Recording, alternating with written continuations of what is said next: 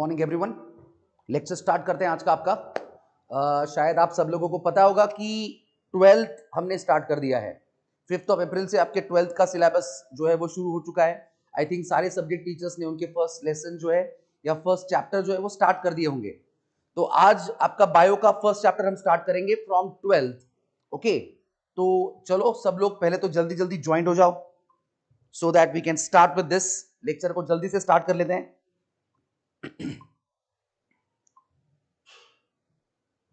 So that we can start with this lecture.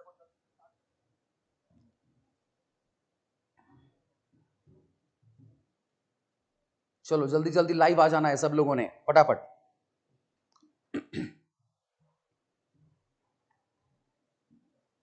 अभी भी बहुत कम लोग दिख रहे हैं लाइव लेक्चर में। ऑनलाइन लेक्चर्स को थोड़ा सा सीरियसली लेना है, लाइव लेक्चर्स अटेंड करने हैं सब लोगों ने। और जैसे मैंने कहा कि आज हम 12th का सिलेबस स्टार्ट करने वाले हैं। 12th का फर्स्ट चैप्टर जो है वो स्टार्ट करने वाले हैं। और जो चैप्टर हम स्टार्ट करने वाले हैं वो सबसे इंपॉर्टेंट चैप्टर्स है। तो जो मेन चैप्टर्स है वो सबसे पहले खत्म करेंगे हम।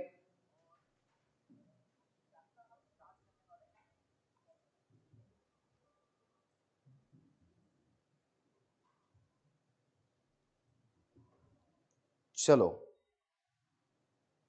करण, ओमकार, गौरव, Rishikesh, Rutuja, Ayusha, then once again Rishikesh, Ranjana, Aarti, Kshitija, very good morning to all of you.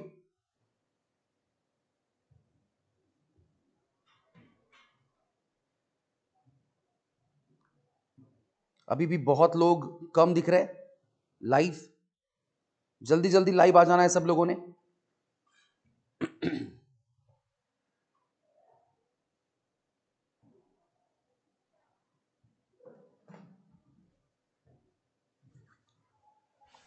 चलो फटाफट लाइव आ जाओ। ठीक है, जितने बच्चे ज्वाइन हो चुके हैं उनके लिए लेक्चर को स्टार्ट करते हैं। जैसे मैंने बोला कि 12th का सिलेबस हम स्टार्ट करने वाले हैं, तो आज का जो आपका चैप्टर हम स्टार्ट करेंगे, the first chapter from the syllabus of your 12th science, and the chapter will be control and coordination. Control and coordination नाम का चैप्टर है जो हम स्टार्ट करेंगे। तो सबसे पहले तो ये देख लेते हैं कि हमको चैप्टर में क्या पढ़ना है, एग्जैक्टली चैप्टर का कंटेंट क्या है। अगर हम ओल्ड सिलेबस को थोड़ा सा देखते हैं तो यहां पे दो अलग अलग चैप्टर थे। एक चैप्टर था हार्मोनल कोऑर्डिनेशन, जहां पे आपके बॉडी के एंडोक्राइन ग्लैंड्स का स्टडी था, और दूसरा एक चैप्टर था नर्वस कोऑर्डिनेशन, जहां पे हम ह्यूमन बॉडी के नर्वस सिस्टम के साथ डील कर रहे थे। सो आई एम टेलिंग यू, दो अलग अलग चैप्टर थे। One was hormonal coordination and the second one was nervous coordination. एक चैप्टर के अंदर बॉडी का एंडोक्राइन सिस्टम था, दूसरे चैप्टर के अंदर आपके बॉडी का नर्वस सिस्टम था। नए सिलेबस में क्या हुआ है? So according to new syllabus both the chapters have been combined. ये दोनों चैप्टर कंबाइन हो चुके हैं और चैप्टर को नया नाम मिल चुका है, that is called control and coordination. तो बेसिकली क्या है? तो इस चैप्टर के अंदर हम आपके बॉडी के सारे एंडोक्राइन ग्लैंड्स को डिटेल में पढ़ने वाले हैं। जो एंडोक्राइन सिस्टम है, ओके, शायद थोड़ा सा याद होगा आपको, एनिमल टिश्यू नाम का एक चैप्टर था जहां पे हमने ग्लैंड्स का थोड़ा सा इंट्रोडक्शन देखा था ग्लैंडुलर एपिथेलियम के अंदर। तो इसको अभी और थोड़ा जाके हम और डिटेल में पढ़ने वाले हैं।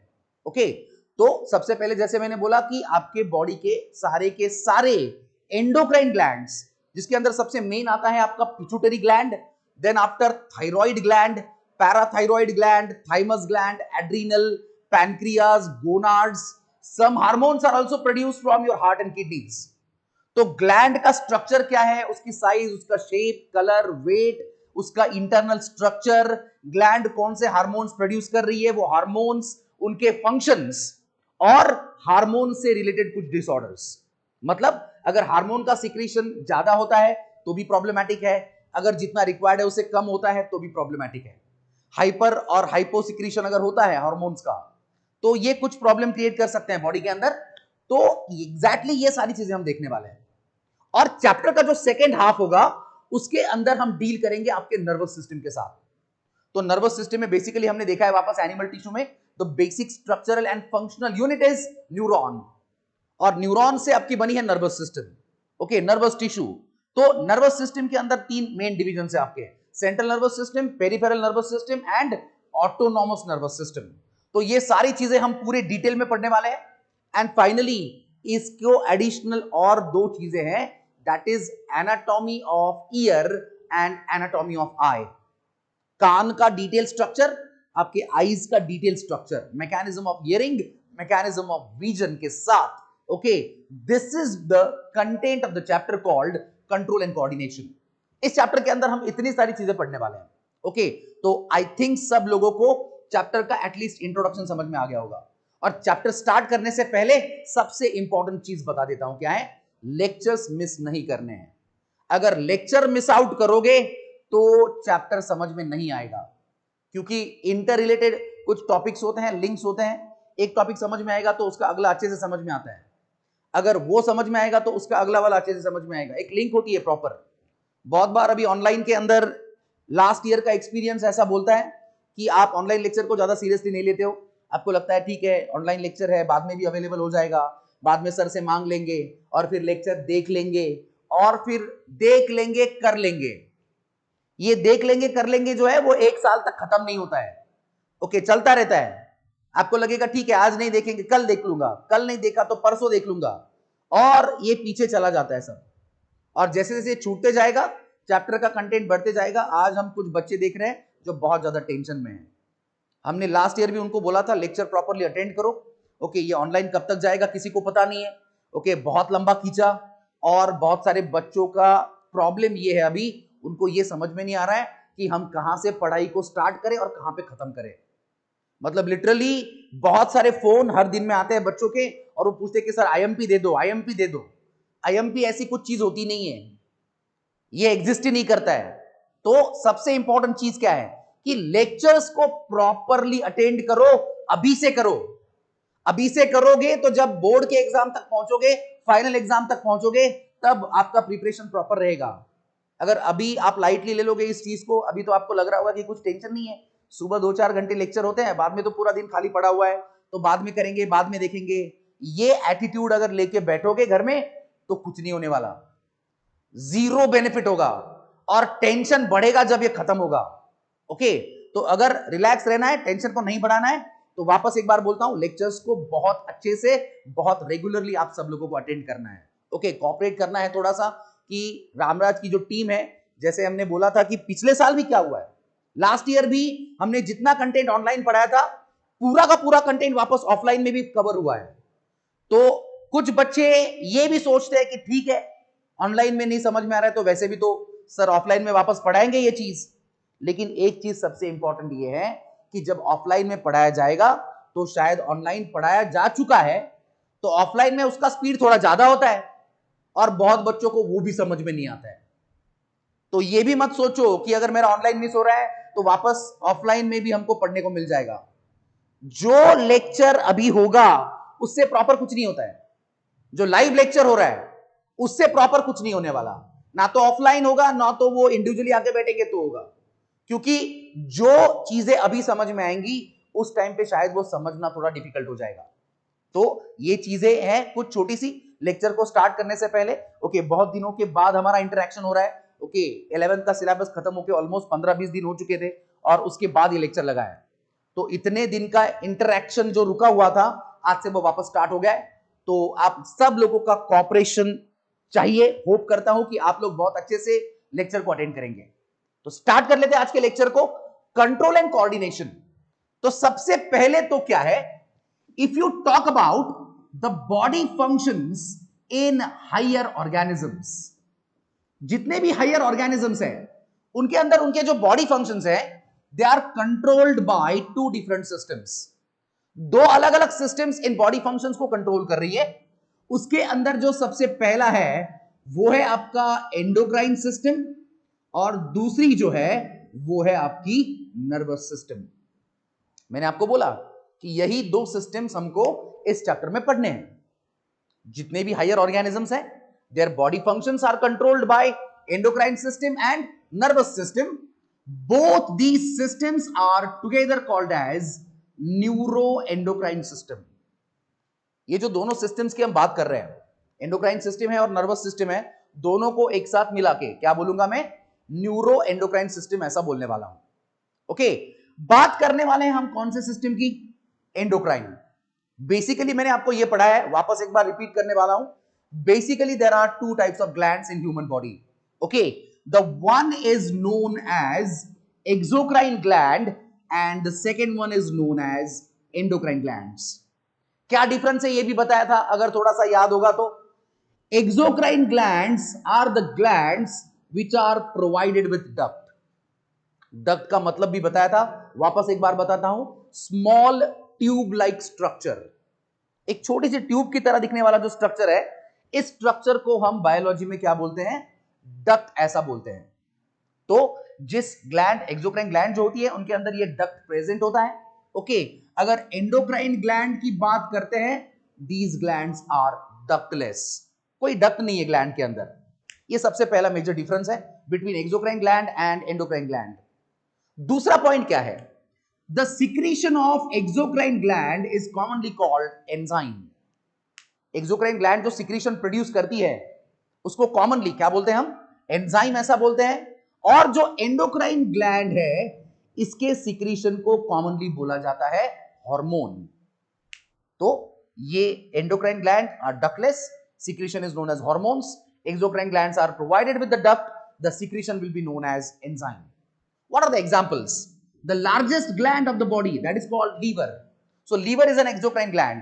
Okay, आपके स्किन के अंदर होते हैं कौन से glands? Sweat glands, then your tear glands, then after mammary glands, आपके माउथ के अंदर you can find salivary glands. Okay, तो all these are the examples of exocrine gland.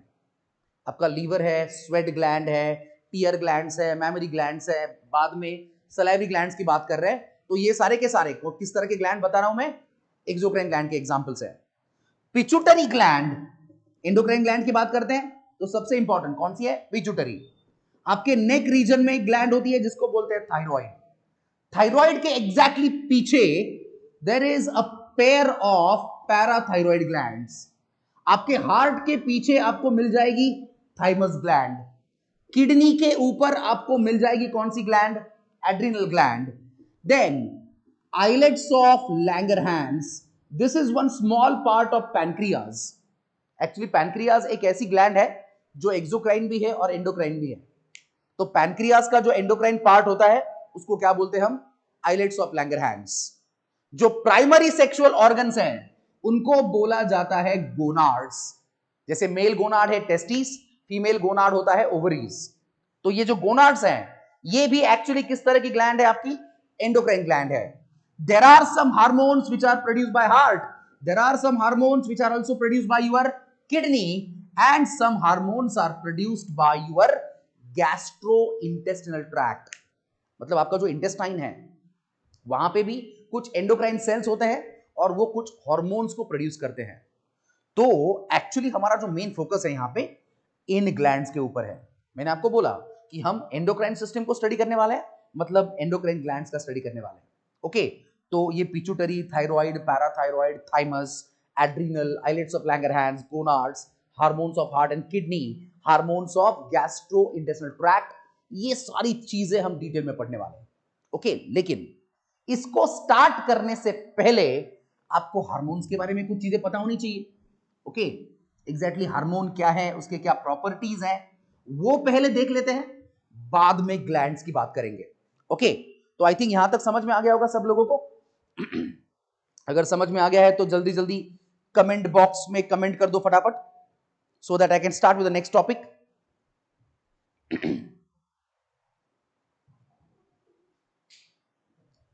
चलो जल्दी जल्दी बता दो।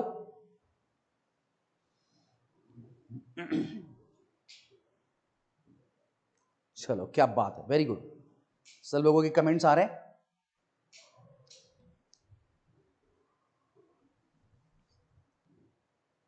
ठीक है, very good.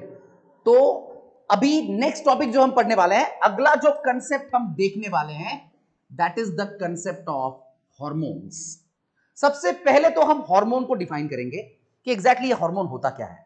Okay, I can say these are the chemical substances. किस तरह का सब्सटेंस है? केमिकल सब्सटेंस है, okay, which is secreted by endocrine glands.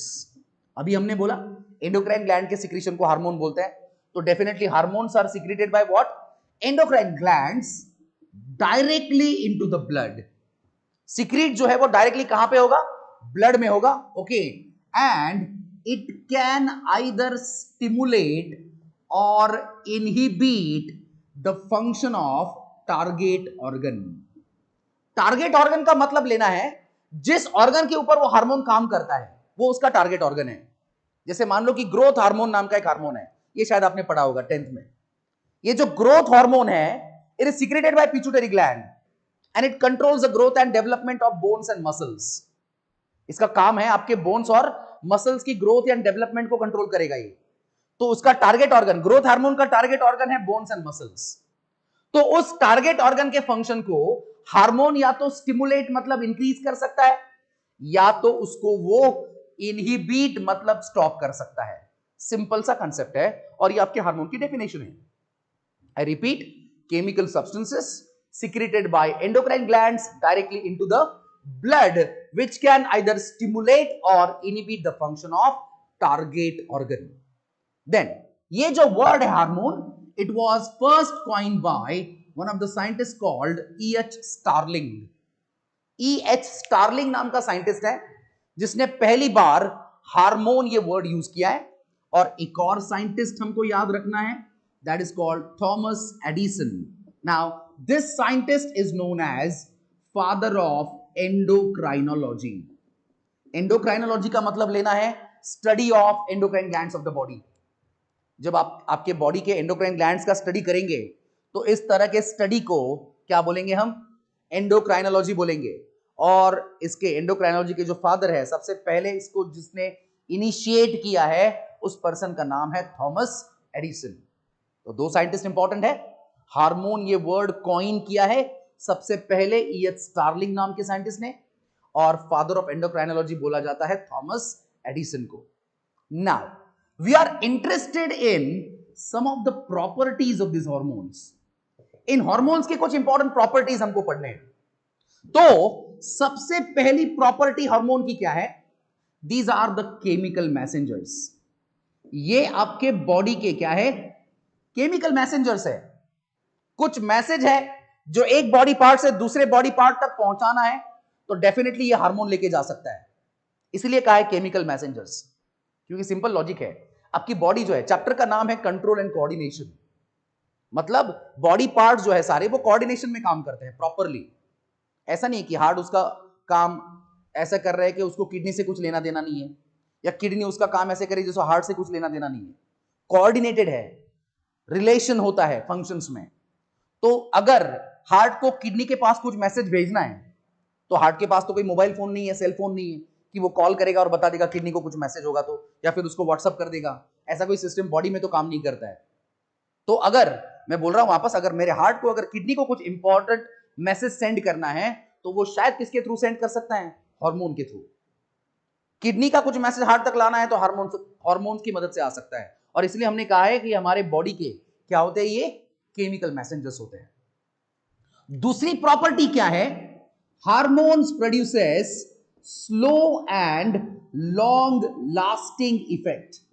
Hormone का जो इफेक्ट है वो स्लोली प्रोड्यूस होता है, लेकिन इफेक्ट जो है वो लॉन्ग लास्टिंग है। एक एग्जांपल लेते हैं। मान लो ग्रोथ हार्मोन, जो अभी थोड़ी देर पहले बात किया था कि growth hormone controls growth and development of your body. Bones और मसल्स की ग्रोथ को कंट्रोल कर रहा है।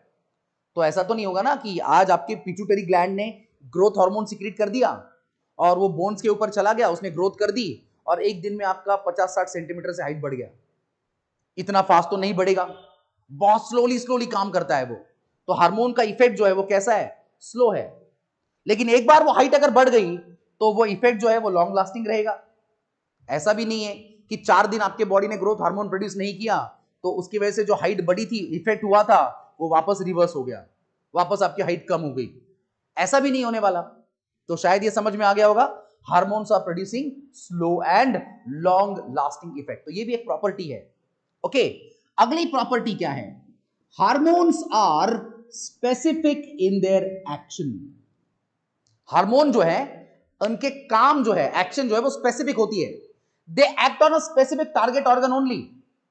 ये ऐसा क्यों होता है, ये इस सेक्शन के एंड में समझ में आएगा। हमको पढ़ना है मैकेनिज्म ऑफ हार्मोन एक्शन, तब समझ में आएगा कि हार्मोन्स की एक्शन स्पेसिफिक क्यों होती है। फिलहाल इस प्रॉपर्टी का मतलब बता देता हूं। अभी मैंने कुछ एग्जांपल दिया आपको ग्रोथ हार्मोन का। तो ग्रोथ हार्मोन का टारगेट ऑर्गन फिक्स्ड है, ये किसके ऊपर काम कर रहा है, बोन्स और मसल्स के ऊपर। एक और हार्मोन लेते हैं, टीएसएच नाम का हार्मोन है, thyroid stimulating hormone. This hormone act on your thyroid gland. इसका टारगेट ऑर्गन थायराइड ग्लैंड ही है, उसी के ऊपर वो काम करेगा। ऐसा कभी नहीं होगा कि 10 12 15 साल हो गए और 15 साल से आपका ग्रोथ हार्मोन बोन्स और मसल्स की ग्रोथ को कंट्रोल कर रहा है, वो अभी बोर हो गया है, उसने बोला टीएसएच से कि भाई अभी थोड़ी देर तू रुक जा, मैं थायराइड ग्लैंड का देख लेता हूं, एक ही काम कर करके वो बहुत बोर हो गया हूं। ऐसा नहीं होने वाला। ग्रोथ हार्मोन बोन्स और मसल्स के ऊपर ही काम करेगा, उसका टारगेट ऑर्गन फिक्स्ड है, वो चेंज नहीं होगा। आपका थायराइड स्टिमुलेटिंग हार्मोन जो है वो थायराइड ग्लैंड के ऊपर ही काम करेगा। तो इस प्रॉपर्टी के ऊपर, या इस प्रॉपर्टी को मैं बोल रहा हूं hormones are specific in their action. One more important property, okay, hormones have low molecular weight. Hormone का जो मॉलिक्यूलर वेट होता है वो बहुत कम होता है, as well as these hormones are water soluble. Water soluble होते हैं। ये दो प्रॉपर्टी बहुत इंपॉर्टेंट है। क्यों? क्योंकि hormones are transported by blood. ये दिमाग में फिट कर लो। अभी थोड़ी देर पहले मैंने आपको बताया था endocrine glands are the ductless glands. कोई डक्ट नहीं है ग्लैंड के अंदर, डक्टलेस ग्लैंड है। ओके, तो कंसेप्ट ये है, अगर मुझे हार्मोन को एक जगह से दूसरी जगह पे ट्रांसपोर्ट करना है तो ट्रांसपोर्ट कैसे होगा? तो डेफिनेटली हार्मोन डायरेक्टली कहां पे रिलीज होगा? ब्लड में, और ब्लड के थ्रू ट्रांसपोर्ट होते हैं। ये क्वेश्चन बहुत बार पूछा गया एग्जाम में, that hormones are transported by dash dash, your answer should be blood. और मैं बोल रहा हूं आपको, ओके, इसके लिए दो इंपॉर्टेंट चीजें हैं। अगर उसको ब्लड के थ्रू मुझे ट्रांसपोर्ट करना है, उसका मॉलिक्यूलर वेट कम होना चाहिए, और ब्लड में सबसे इंपॉर्टेंट मेजर पार्ट जो है वो वाटर है, तो वो वाटर सोल्यूबल भी है, तो इजीली ट्रांसपोर्ट हो सकता है। गिव रीजन में ये क्वेश्चन आ सकता है, give reason hormones are easily transported by blood. तो उसके पीछे ये दो प्रॉपर्टीज हैं, आप ये रीजन बता सकते हो कि उनका मॉलिक्यूलर वेट कम है, वो वाटर सोल्यूबल भी है, इसीलिए बहुत इजीली कहां से ट्रांसफर हो सकते हैं? ब्लड के थ्रू ट्रांसपोर्ट हो सकते हैं। ओके, एक और प्रॉपर्टी देख लेते हैं, hormones are secreted at one place. एक जगह पे प्रोड्यूस होते हैं and have the effect at other place. उनका जो इफेक्ट है वो किसी दूसरी जगह पे होगा। सेम एग्जांपल लेते हैं, growth hormone produce by pituitary gland located in your brain. Growth hormone जो है आपके पिट्यूटरी ग्लैंड में बन रहा है, जो आपके ब्रेन में लोकेटेड है कहीं पे। ओके, और इनका काम, ग्रोथ हार्मोन का काम हो रहा है आपके बोन्स और मसल्स के ऊपर। Hormone is secreted at one place, having the effect at other place. So this also one of the property. Okay, one more property I can say, hormones are working like a catalyst. Hormone का काम जो है वो किसकी तरह होता है? Catalyst की तरह होता है। कैटलिस्ट क्या है, ये बहुत बार पढ़ चुके हैं हम, सब लोगों को पता है। कैटलिस्ट एक ऐसा सब्सटेंस है जो रिएक्शन के रेट को बढ़ाएगा, एक्सेलरेट करेगा, विदाउट गेटिंग यूज देमसेल्व्स। खुद रिएक्शन में इन्वॉल्व नहीं होंगे ये, and at the end of reaction they remain unchanged. Same catalyst you can use once again and once again, repeatedly आप इसको यूज कर सकते हो कैटलिस्ट को। तो हार्मोन बिल्कुल कैटलिस्ट की तरह है। इसका फायदा क्या है? Hormones are required in very small quantity और लो कॉन्सेंट्रेशन। आपकी बॉडी को हार्मोन की जो जरूरत है वो बहुत कम क्वांटिटी में होती है, ज्यादा क्वांटिटी में आपको हार्मोन की जरूरत नहीं है। तो ये कुछ इंपॉर्टेंट प्रॉपर्टीज है आपके हार्मोन्स के। वापस एक बार पढ़ा देता हूं, वापस एक बार बता देता हूं, ओके, कि एग्जैक्टली क्या है।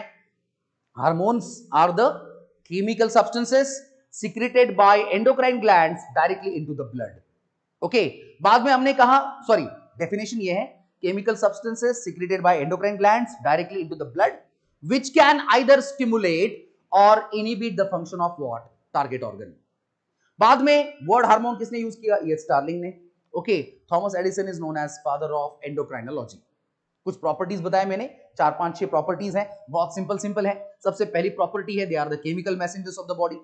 सेकेंड प्रॉपर्टी है they produce slow and long lasting effect. तीसरी प्रॉपर्टी है they are specific in their action. अगली प्रॉपर्टी है they have a low molecular weight and soluble in water. That's why they are easily transported by blood. Hormones are secreted at one place, have their effect at other place.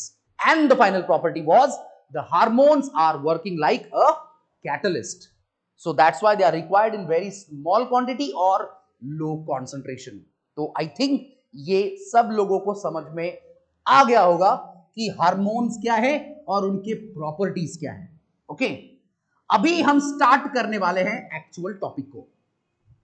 यहां तक तो मैं ऐसा बोल सकता हूं कि this was just an introduction of your endocrine system. आपके एंडोक्राइन सिस्टम का सिर्फ ये इंट्रोडक्शन था. अभी एक्चुअल कंटेंट स्टार्ट होगा. ओके, एक्चुअल कंटेंट को स्टार्ट करेंगे तो आपके बॉडी की सबसे इंपॉर्टेंट ग्लैंड जो है उसको स्टार्ट कर लेते हैं और वो है आपकी पिट्यूटरी ग्लैंड. तो सबसे पहला पॉइंट क्या ध्यान में रखना है, this word pituitary gland was first used by one of the scientists called Vesalius. Vesalius नाम का साइंटिस्ट है जिसने सबसे पहली बार ये वर्ड यूज किया पिट्यूटरी ग्लैंड. दूसरी चीज क्या ध्यान में रखनी है, this pituitary gland is also known as hypophysis. Pituitary gland को एक और नाम है, इस ग्लैंड को क्या बोल सकते हैं हम, हाइपोफाइसिस ऐसा भी बोल सकते हैं.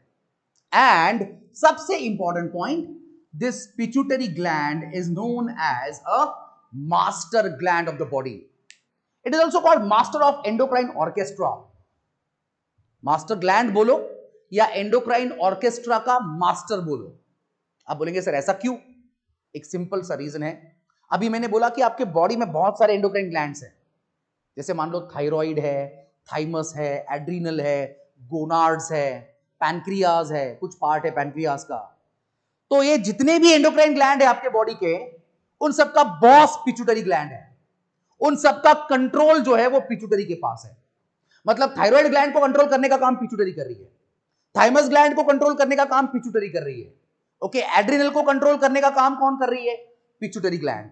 और इसीलिए पिट्यूटरी ग्लैंड को हम बोल रहे हैं कौन सा, master gland of the body. तो ये पूछा जा सकता है गिव रीजन में, why pituitary is a master gland. The reason is extremely simple, it controls all the other endocrine glands of the body.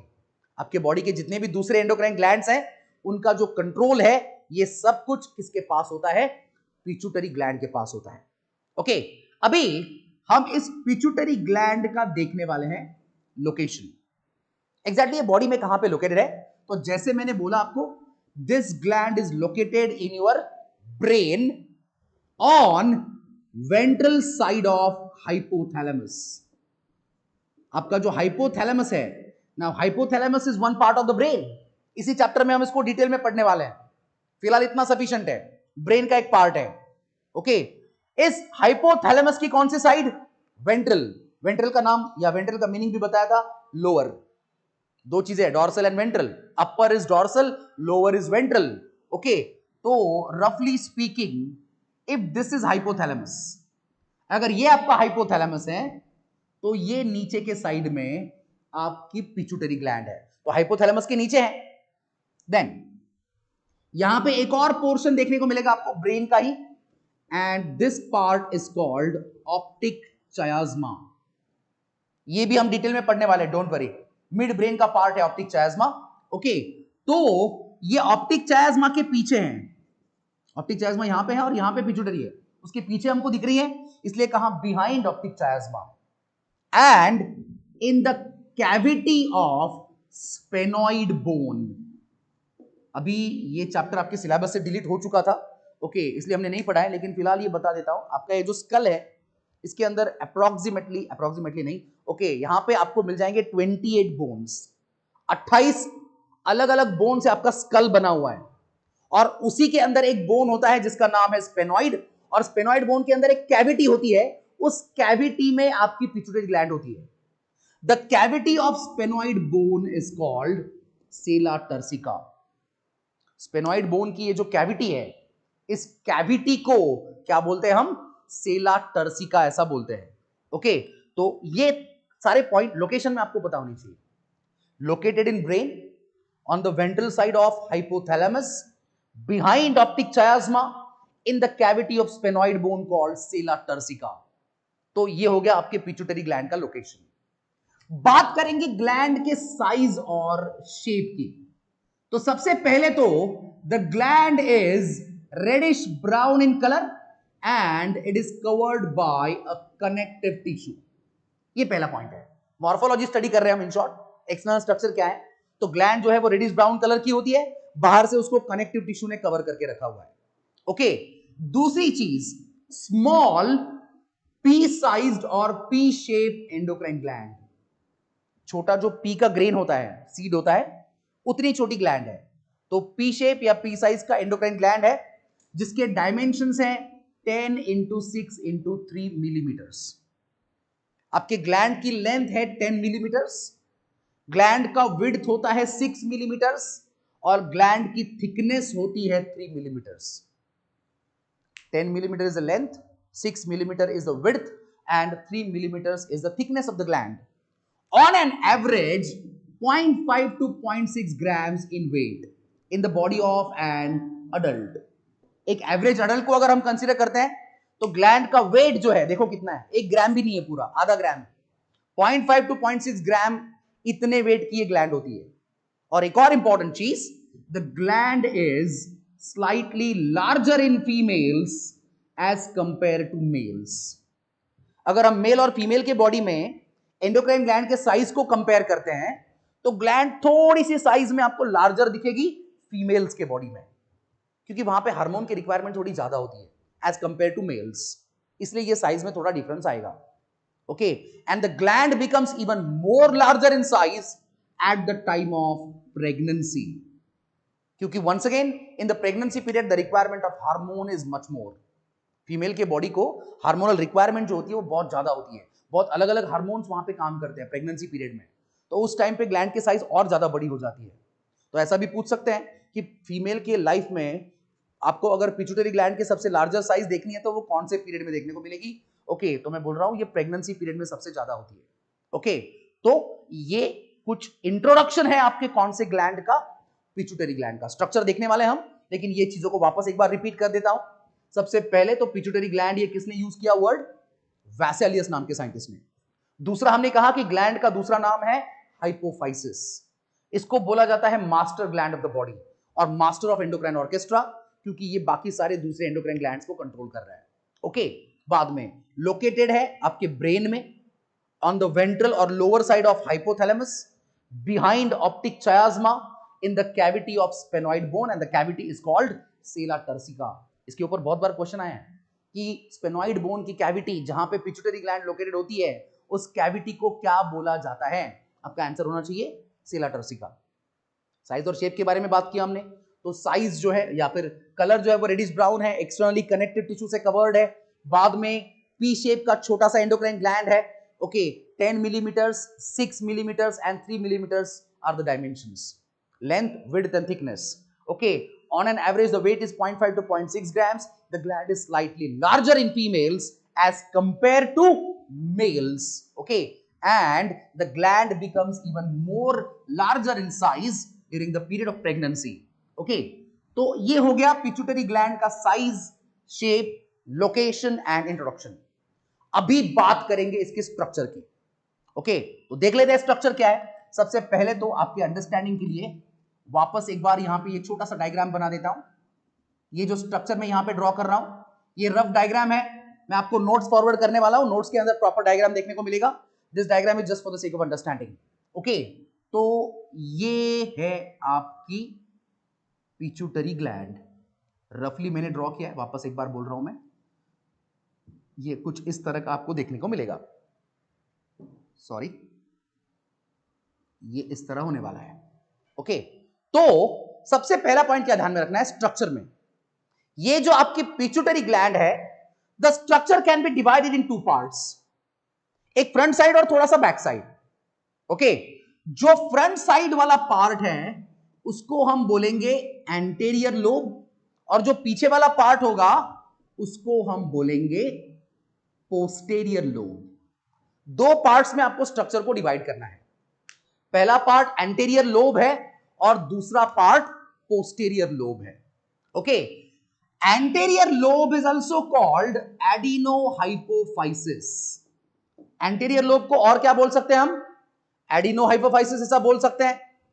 Posterior lobe is also called neurohypophysis. दो नाम है। एंटीरियर लोब को मैंने बोला एडिनोहाइपोफाइसिस, posterior lobe को बोला मैंने neurohypophysis. दोनों को हम एक साथ स्टडी करेंगे, कंपेयर करके स्टडी करना है, बहुत इजीली हम इसको याद रख सकते हैं। ओके, तो एंटीरियर लोब के बारे में पहला पॉइंट क्या है? This anterior lobe is ectodermal in origin. अभी जर्म लेयर्स के बारे में हम सबको पता है, एक्टोडर्म, एंडोडर्म एंड मेसोडर्म, और इन्हीं तीन जर्म लेयर से आपके सारे बॉडी पार्ट्स बनते हैं। तो आपका जो पिट्यूटरी ग्लैंड का एंटीरियर लोब है वो कौन से लेयर से बनेगा? एक्टोडर्म से। और जो पोस्टेरियर लोब है it is endodermal in origin, वो एंडोडर्म से बनता है, तो उसका ओरिजिन एंडोडर्म है। तो ओरिजिन दोनों का बता दिया मैंने। एंटीरियर लोब का है एक्टोडर्मल और पोस्टेरियर लोब का है एंडोडर्मल। देन ये जो एंटीरियर लोब है it originate from the outgrowth of embryonic फैरिंग्स। Embryonic मतलब जो आपके बर्थ के पहले की स्टेज है, उस स्टेजेस में जो फैरिंग्स होता है वहां से एक आउटग्रोथ आती है, and that outgrowth is called Rathke's pouch. इस वर्ड को ध्यान में रखो, ये बहुत बार पूछा गया है। ओके, ये जो एंटीरियर लोब है कहां से ओरिजिनेट होता है? From the outgrowth of embryonic pharynx, and that outgrowth is called Rathke's pouch. And posterior lobe originate from the floor of hypothalamus। ये जो आपका posterior lobe है ये कहां से ओरिजिनेट होगा? हाइपोथैलेमस की फ्लोर, नीचे का पार्ट, वहीं से ओरिजिनेट हो जाता है। ओके, तो ये दूसरा पॉइंट है। देन ये जो आपका एंटीरियर लोब है it is the largest part of pituitary gland, covers approximately 75% portion. पूरे पिट्यूटरी ग्लैंड में 75% पोर्शन जो है वो किसने ऑक्यूपाई करके रखा हुआ है? एंटीरियर लोब ने। और ये जो है ये थोड़ा सा स्मॉलर पोर्शन है, इट ऑक्यूपाइज रिमेनिंग 25%। मतलब अगर हम पिट्यूटरी ग्लैंड को कवर कर रहे हैं, ओके, तो 75% पोर्शन जो है वो कौन सा है? एंटीरियर लोब है, और 25% पोर्शन जो है ग्लैंड का वो उसका कौन सा लोब है? Posterior lobe.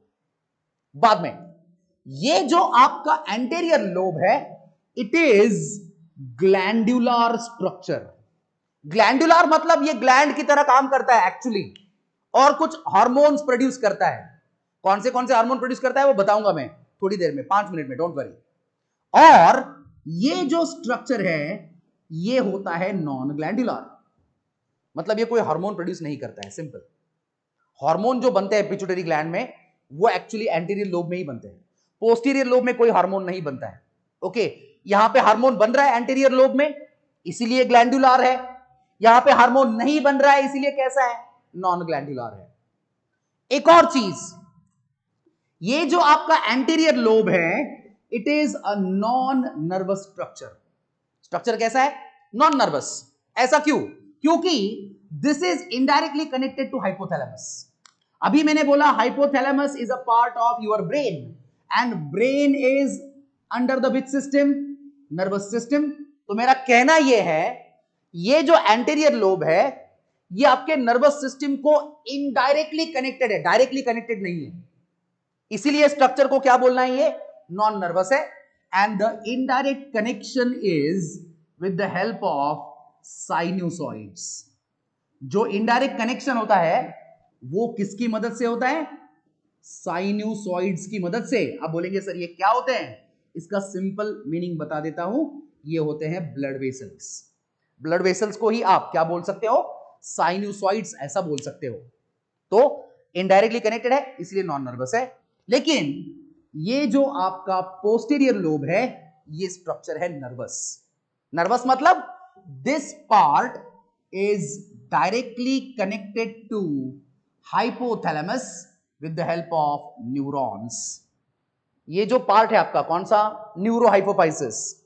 ये डायरेक्टली आपके हाइपोथैलेमस को कनेक्टेड है, और कनेक्शन जो है वो न्यूरॉन या एक्सॉन की मदद से है।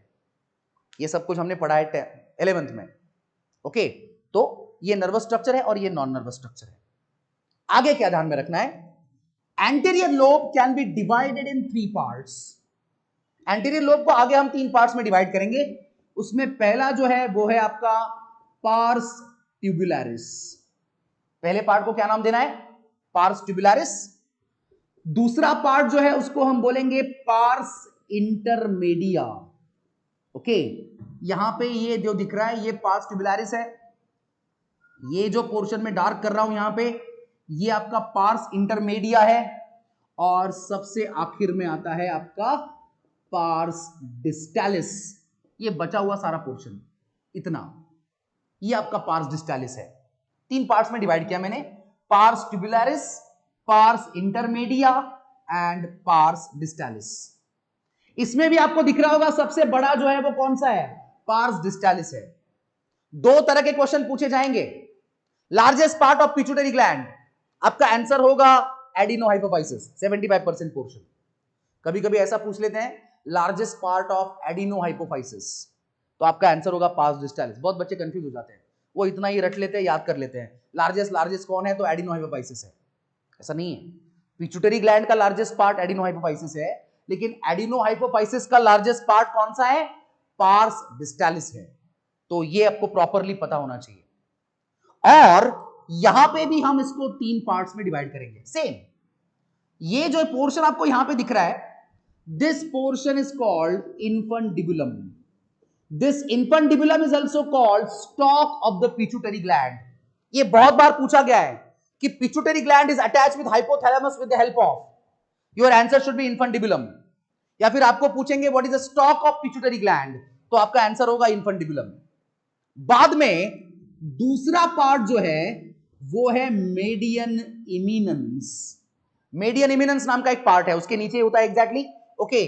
और फिर ये जो बचा हुआ लार्जेस्ट पोर्शन यहां पे दिख रहा है, इसको बोलते हैं पार्स नर्वोसा। तो पोस्टेरियर लोब के भी 3 पार्ट है, जस्ट लाइक एंटीरियर लोब। पहला पार्ट है इन्फंडिबुलम, दूसरा पार्ट है मेडियन इमिनेंस, और तीसरा होता है आपका पार्स नर्वोसा। एक और चीज, infundibulum and median eminence are together called neural stalk. कुछ बुक्स में आपको ऐसा देखने को मिल सकता है कि पोस्टेरियर लोब के 2 ही पार्ट है। आप सोचेंगे कि सर ने तो बताए थे 3 है, यहां पे 2 ही दिए हैं। अगर 2 बता रहे हैं तो ये बताएंगे आपको, पहला होगा न्यूरल स्टॉक और दूसरा होगा पार्स नर्वोसा। लेकिन न्यूरल स्टॉक के अंदर 2 पार्ट आते हैं, पहला इन्फंडिबुलम होता है और दूसरा मेडियन इमिनेंस होता है। इसमें भी लार्जेस्ट अगर पूछेंगे तो आपका आंसर होगा पार्स नर्वोसा। देन आपका ये जो पार्स डिस्टालिस है, इसके अंदर 2 टाइप के सेल्स होते हैं, एक होते हैं क्रोमोफिल्स और दूसरे होते हैं क्रोमोफोब्स। क्या बोल रहा हूं, ध्यान से सुनो। पार्स डिस्टालिस के अंदर 2 टाइप के सेल्स, पहला टाइप कौन सा है सेल्स का, क्रोमोफिल्स, और दूसरा कौन सा है, क्रोमोफोब्स। क्रोमा का मतलब है कलर, फिलिया का मतलब है अट्रैक्शन। यहां पे chroma is a colour, phobia is a fear.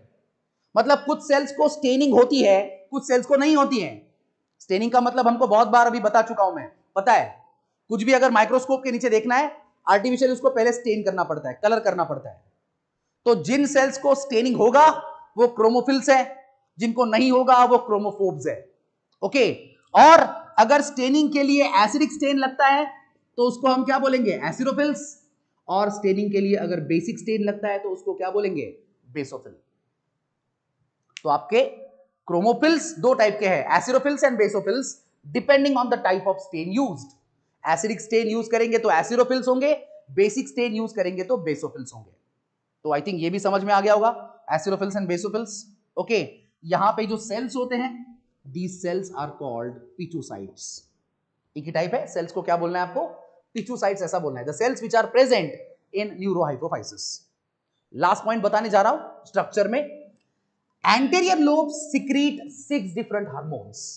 उसमें पहला है आपका ग्रोथ हार्मोन, दूसरा है थायराइड स्टिमुलेटिंग हार्मोन, फिर आता है एड्रीनो कॉर्टिकोट्रोपिक हार्मोन, फिर आता है लैक्टोट्रोपिक हार्मोन, फिर आता है गोनाडोट्रोपिक हार्मोन, और सबसे लास्ट में आता है मेलानोसाइट स्टिमुलेटिंग हार्मोन। वापस एक बार बोलता हूं, growth hormone, thyroid stimulating hormone TSH, ACTH का मतलब है एड्रीनो कॉर्टिकोट्रोपिक हार्मोन, देन आता है LTH लैक्टोट्रोपिक हार्मोन, फिर आता है गोनाडोट्रोपिक हार्मोन GTH, और लास्ट में आता है MSH melanocyte stimulating hormone. Don't worry, ये सारे हार्मोन्स हम डिटेल में देखने वाले हैं। ओके, तो फिलहाल तो ये पता होना चाहिए कि ये एंटीरियर लोब कितने हार्मोन प्रोड्यूस कर रहा है, 6 अलग अलग हार्मोन्स बना रहा है।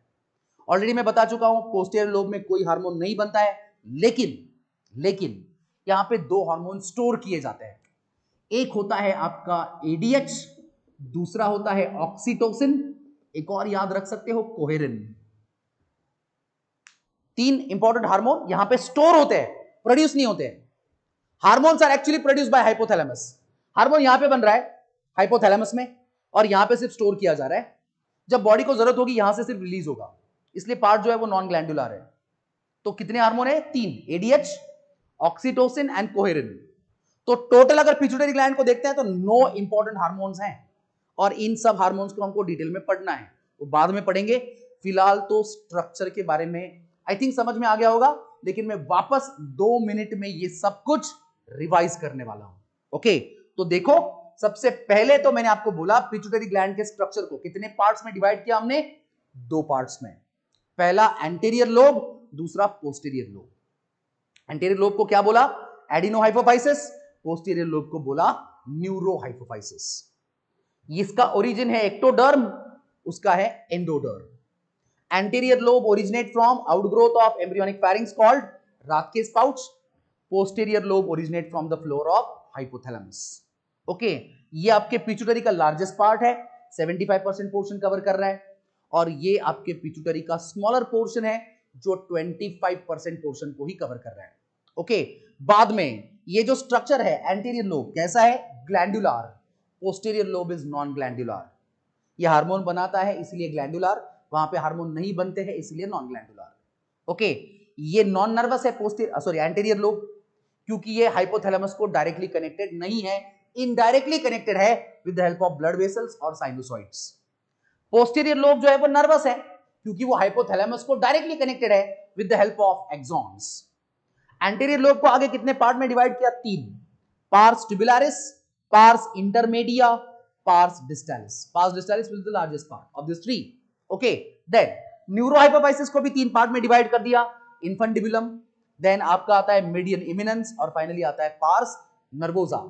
इसमें पार्स नर्वोसा सबसे बड़ा पार्ट होता है। इन्फंटिबुलम और मीडियन इमिनेंस को एक साथ क्या बोल सकते हो? न्यूरल स्टॉक ऐसा बोल सकते हो। ओके, बाद में सेल्स कौन से हैं? पार्स डिस्टालिस के अंदर 2 टाइप के सेल्स आपको देखने को मिलेंगे, क्रोमोफिल्स एंड क्रोमोफोर्स। स्टेनिंग के प्रॉपर्टीज के हिसाब से हैं, स्टेनिंग होती है तो क्रोमोफिल्स है, नहीं होती है तो क्रोमोफोर्स है। अगर स्टेनिंग के लिए एसिडिक स्टेन यूज होता है तो एसिडोफिल, बेसिक स्टेन यूज होता है तो बेसोफिल। तो 2 टाइप के क्रोमोफिल्स है, एसिडोफिल्स एंड बेसोफिल्स। ओके, यहां पे जो सेल्स होते हैं उनको क्या बोला? पिट्यूसाइट्स। और फाइनली आपने बताया कि सर एडिनोहाइपोफाइसिस कितने हार्मोन प्रोड्यूस कर रहा है? 6। पहला है GH, फिर आता है TSH, ACTH, LTH, GTH and MSH। Neurohypophysis में कोई हार्मोन नहीं बन रहा है, यहां पे हार्मोन को सिर्फ स्टोर किया जा रहा है। वापस बोल रहा हूं मैं, हार्मोन नहीं बनेगा, यहां पे स्टोर होगा सिर्फ। और कौन सा हार्मोन स्टोर होगा? तो ADH, ऑक्सीटोसिन एंड कोहेरिन। कोई पूछेगा कि भाई ये हार्मोन बनते कहां पे, तो आपका आंसर होगा हाइपोथैलेमस। ओके, तो ये हो गया आपका पिट्यूटरी ग्लैंड का स्ट्रक्चर। तो आज के लिए आई थिंक इतना काफी रहेगा। ओके, इसके जो हार्मोन्स है वो हम अगले लेक्चर में पढ़ेंगे। लेकिन जैसे मैंने बोला कि जिन लोगों ने आज लेक्चर अटेंड किया है उन्हीं को अगला लेक्चर समझ में आएगा, क्योंकि अगले लेक्चर में मैं बात करूंगा एडिनोहाइपोफाइसिस की, एसिडोफिल्स की, बेसोफिल्स की। तो कुछ लोग कंफ्यूज हो जाएंगे, सर ये क्या होता है, ये हमको पता ही नहीं। तो मैं बोल रहा हूं कि लेक्चर आपको प्रॉपरली अटेंड करना है। ओके, अगर यहां तक किसी को कुछ डाउट्स है तो आप आपके डाउट्स मुझे पूछ सकते हो। I just open my chat box. चलो, बहुत कम बच्चे फिर भी लाइव दिख रहे मुझे, लेकिन it's okay. Prem, don't worry, ये सब कुछ समझ में आएगा। जैसे जैसे हम हार्मोन पढ़ते जाएंगे ना, तो कौन सा हार्मोन स्टिमुलेट करता है, कौन सा इनिबिट करता है, सब कुछ होने वाला है। Don't worry. ओके,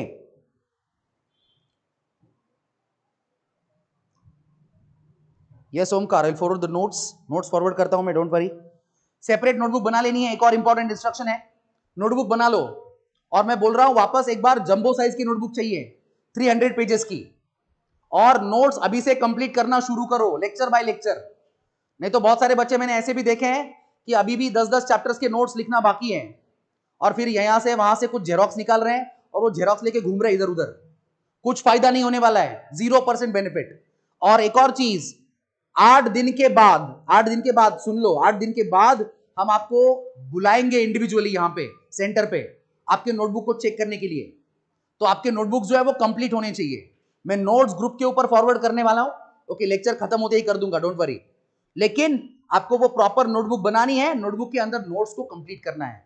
जितना पढ़ाया गया उतना ही करो, आगे का नहीं लिखना है।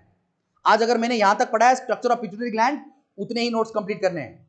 कल के लेक्चर में जो पढ़ाऊंगा कल उतना ही कंप्लीट करना है, ओके।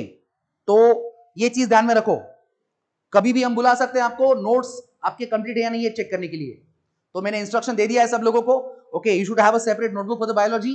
वापस बोल रहा हूं, मुझे बड़े साइज का नोटबुक चाहिए, छोटे छोटे नोटबुक्स मत बनाओ, ओके। मैं एक्सेप्ट नहीं करूंगा। जब आप लोग चेकिंग के लिए आएंगे मुझे बड़े साइज का नोटबुक दिखना चाहिए। 300 पेजेस का नोटबुक ले लो, एक ही नोटबुक में सारे नोट्स बैठ जाएंगे। हर बार या हर महीने के बाद नोटबुक चेंज करने की जरूरत नहीं है, संभालना भी इजी हो जाएगा, ओके। और किसी को कुछ डाउट है तो पूछ लो फटाफट, चलो। यस,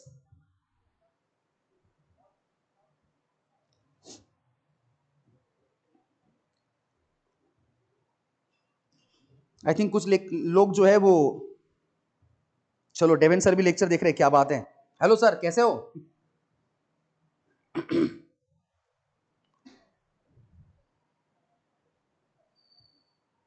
चलो, किसी को कुछ डाउट्स होंगे तो पूछ लो फटाफट।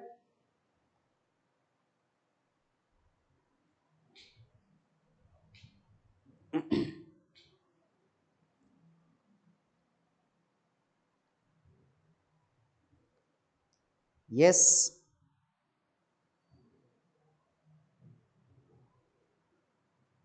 चलो, डाउट्स तो किसी के नहीं आ रहे। Thank you very much sir.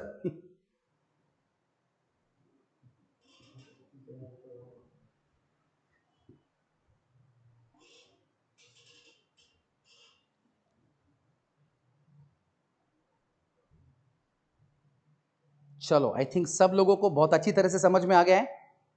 तो मैं नोट्स फॉरवर्ड करता हूं, नोट्स को कंप्लीट करो। अगला जो पार्ट है वो हम अगले लेक्चर में कंटिन्यू करेंगे। आज के लेक्चर के लिए यहां पे रुकेंगे, okay. So thank you very much.